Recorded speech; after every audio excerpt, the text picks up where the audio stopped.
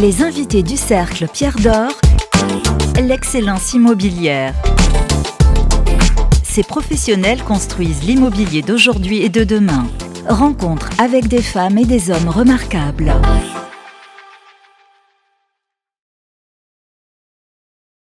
Bonjour et bienvenue sur imoweek.fr pour ce nouvel épisode du Cercle Pierre d'Or Invite. Nous avons le plaisir d'inviter aujourd'hui Mathieu Descou. Bonjour. Bonjour Eric. Vous êtes le cofondateur de Emetam depuis quelques 6 mois maintenant. La société a été fondée au mois de septembre, octobre, Moi, au mois de novembre, début novembre. début novembre 2024. Alors, on va rentrer un petit peu dans le sujet de Emetam. Quelle est la vision stratégique derrière la création d'Emetam au sein du groupe Emery? Je crois que c'est important de le signaler. Ouais, c'est très important. Emery est actionnaire d'Emetam à 80%, 20% restant votre serviteur et d'autres collaborateurs. L'idée, c'est une rencontre et le partage d'une vision, d'un moment de marché assez idéal, qui est de profiter de cette suroffre de logements, hein. Les chiffres, vous les connaissez, tout le monde en parle, les 5-6 millions qui deviendront 10-12 millions, de saisir ces opportunités et puis finalement pour les transformer, pour les acheter à bon prix et pour amener ces actifs-là vers une autre vie et adossés au groupe Emery. Vous trouvez que c'est une période idéale pour ça? Une période 2024, le marché n'était pas quand même au mieux de sa forme. Le marché n'est toujours pas au mieux Toujours pas aujourd'hui, c'est de clair. sa forme, il y a des frémissements, mais c'est le moment de marché où finalement il y a eu un petit peu de rétention sur le marché de ces échanges de bureaux, d'accepter la vraie valeur des choses. Et je pense que les propriétaires d'immeubles rincés, obsolètes, vacants, ont maintenant une maturité de réflexion pour céder ces immeubles-là et repartir vers des nouveaux cycles, vers des nouveaux investissements. Donc c'est ces immeubles-là qu'on veut capter, ces immeubles qui n'ont plus d'avenir en tant que bureau, pour les transformer et en faire autre chose. Et principalement chez nous, notre vision partagée avec Emery, c'est le transformer en hébergement au sens large. Ça, c'est votre stratégie en fait, hein? C'est la stratégie Ouais. du fonds. C'est un fonds qui lève de l'argent institutionnel, donc aujourd'hui qui a collecté un peu plus de 150 millions d'euros. 150 millions d'euros avec un peu d'effet de levier, ça donne environ un peu plus de 300 millions de valeur d'actifs à acheter pour les transformer. Donc ces fameux immeubles tertiaires, et c'est au sens large, hein, ces bureaux, activités, commerces, les acheter avec une décote, obtenir les autorisations administratives et en faire le logement de demain qui en manque cruellement, puisque l'offre n'a jamais été aussi faible et on le constate également par les chiffres. Je dirais quand même que moi j'aurais envie de dire c'est gonflé. Valérie Garnier, notre directrice de la rédaction de Imo Week, dirait de façon plus élégante, c'est audacieux quand même comme sujet pour lancer une société aujourd'hui. Alors, c'est audacieux, mais c'est le très bon moment pour le faire. C'est-à-dire que quand on est dans ces scénarios value add, les acteurs du value add, aujourd'hui, investir dans une stratégie de bureau en bureau me semble plus audacieux que la stratégie que l'on défend. Donc c'est une stratégie en effet de diversification pour les fonds institutionnels, dont Beaumont Real Estate Capital, qui nous fait confiance et qui est le leader de nos investisseurs, qui est de dire une stratégie de diversification vers ce qui marche et ce qui peut être liquide et créer de la valeur. Donc aujourd'hui, acheter du bureau pour le garder en bureau, c'est plus qu'audacieux, là où on les achète, hein, parce qu'il y a une polarisation du marché du bureau. Nous ne sommes pas évidemment dans le QCA, nous sommes dans les franges, en première D'accord. couronne, dans les villes que le groupe Emery ou que moi-même maîtrisons d'un point de vue vision pour transformer en logement. Vous avez vous-même, Mathieu, une solide expérience hein, dans la transformation d'actifs tertiaires en résidentiel, Oui, chez Novaxia, votre poste précédent. c'est d'autant moins audacieux que ça fait 10 ans que je fais ça. C'est le Ouais, principe de l'investissement. Et moi, ça fait 10 ans que je fais ça, évidemment. Je constate que c'est le bon moment pour saisir ces opportunités et réaliser de la plus-value, parce qu'il y a encore quelques années, la valeur bureau, la valeur métrique du bureau gagnait toujours sur ces idées de transformation. Quand on parle de transformation, attention, on parle de transformation dans l'existant, mais aussi de démolition, reconstruction. Et si on remonte avec notre association avec Emery a commencé par s'appeler Transimmeuble. Donc dans les Mmh. années 90, la sortie de la dernière très grosse crise a été faite à force de transformation d'immeubles de bureaux à cette époque-là dans Paris et aujourd'hui dans tous les territoires, les 60 communes dans lesquelles travaille Emery et qui sont les communes cibles, là où le tertiaire est en suroffre et où le logement est tendu en sous-offre. Et il en faut de l'expérience pour faire de la transformation d'immeubles, de bureaux comme ça, parce que on le dit, on l'entend dire, c'est coûteux quand même. Alors, il faut une solide expérience et en effet, on ne s'improvise pas. Beaucoup Mmh. d'asset managers, beaucoup de fonds se lancent, ont cette idée de transformation de bureau en logement. Mais il y a des écueils. On ne s'invente pas quand on a été acteur de la rénovation de bureaux, acteur value-add bureau. On ne s'invente pas acteur de la transformation de bureau en logement parce qu'il y a trois composantes qui sont majeures. C'est un métier financier, mais qui s'appuie sur une connaissance des territoires, du partage de la vision des territoires. C'est très politique, hein. Il faut obtenir un permis, il faut arriver à décrypter. C'est une connaissance technique fine, hein, et quand on est adossé au groupe Emery, je rappelle, le groupe Emery, c'est Morland Mixité Capital et beaucoup d'autres actifs récents. Donc, c'est une connaissance fine technique de cette transformation. Et puis, c'est une connaissance aussi des marchés locaux. Donc ça, c'est le promoteur Emery Résidentiel qui connaît les marchés, le bon prix de sortie et le bon prix de sortie qui se vend, pas le prix d'hier, le prix d'aujourd'hui et en projection le prix de demain. Avec Emetam, vous visez 400 millions d'euros d'investissement, hein, dans les 2 prochaines années. Quels sont les principaux défis pour atteindre cet objectif? Les principaux défis, on va dire, il y en a trois. Mmh. Il y en a trois aujourd'hui. Notre principal défi, c'était de convaincre des investisseurs de nous faire confiance. C'est fait. Beaumont Real Estate en leader, des institutionnels français de premier plan qui nous suivent. Donc, parce qu'il faut être cash. Pour réaliser ça, il faut être cash dans un marché qui se cherche, où le besoin de liquidité de certains fonds est présent.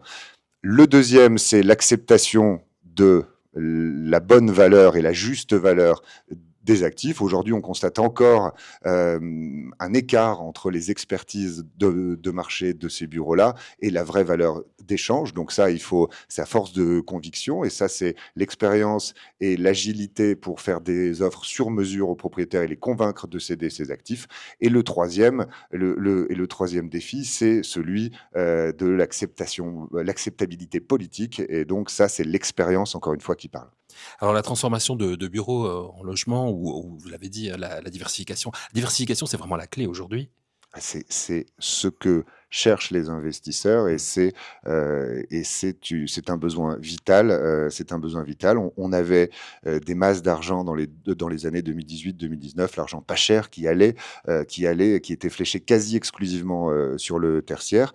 Quelques niches, quelques postes. Aujourd'hui, le marché se cherche un second souffle, que ce soit dans des stratégies de logistique, dans des stratégies de data center par ici, dans des stratégies de living, hein, c'est-à-dire cet immobilier géré en résidentiel. Mais nous, on choisit une diversification extrêmement précise, créatrice de performance. On remonte le fil du fleuve pour aller à la base, c'est-à-dire créer de la valeur par le développement vers l'hébergement.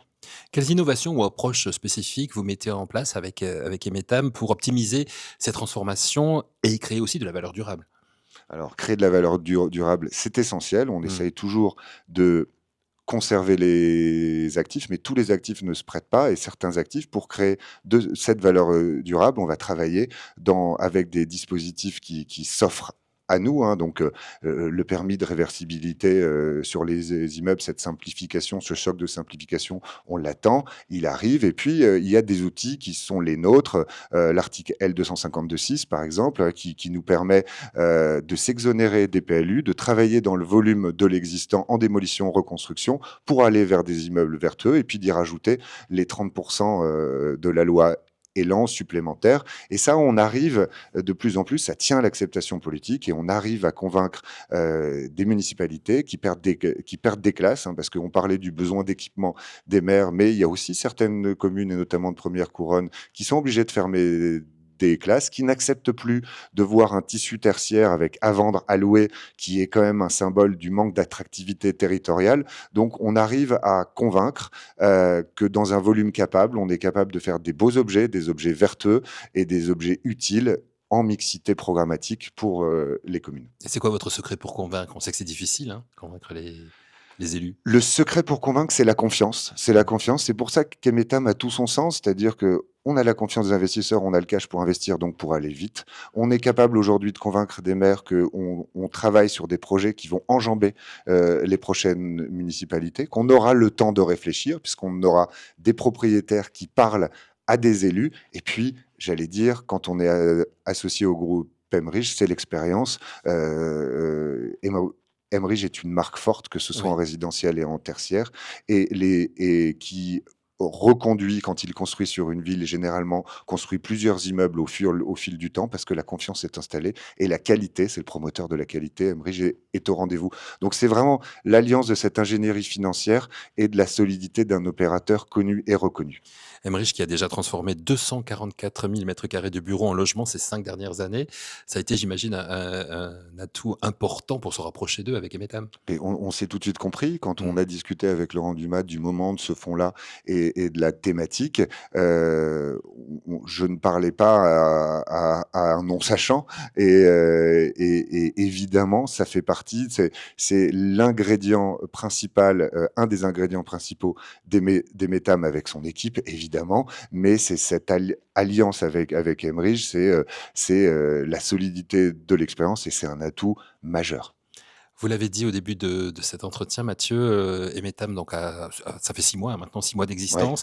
Un regard sur ces 6 premiers mois, c'est action, action, action, on se développe, on se fait connaître, comment, Alors c'est action, action, sélectivité, sélectivité, sélectivité. Parce que le risque, hein, quand on a cet argent, il nous oblige, nos investisseurs nous font confiance. On choisit de les associer au processus de décision, et des gens comme Beaumont sont des experts assez incroyables, qui ont vu souvent les immeubles qu'on leur propose il y a quelques années, donc qui constatent qu'en effet, le marché a reculé 30, 40, 50% par rapport à des valeurs de 2018-2019, pré-Covid, et on est dans l'action, on a stabilisé le capital. Maintenant, on est très sélectif sur les actifs, et nous n'allons que sur des objets à forte valeur ajoutée d'hébergement et qui sont très choisis.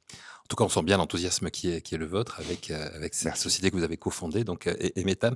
Quelles sont vos raisons d'espérer pour la suite? Ce sera ma dernière question.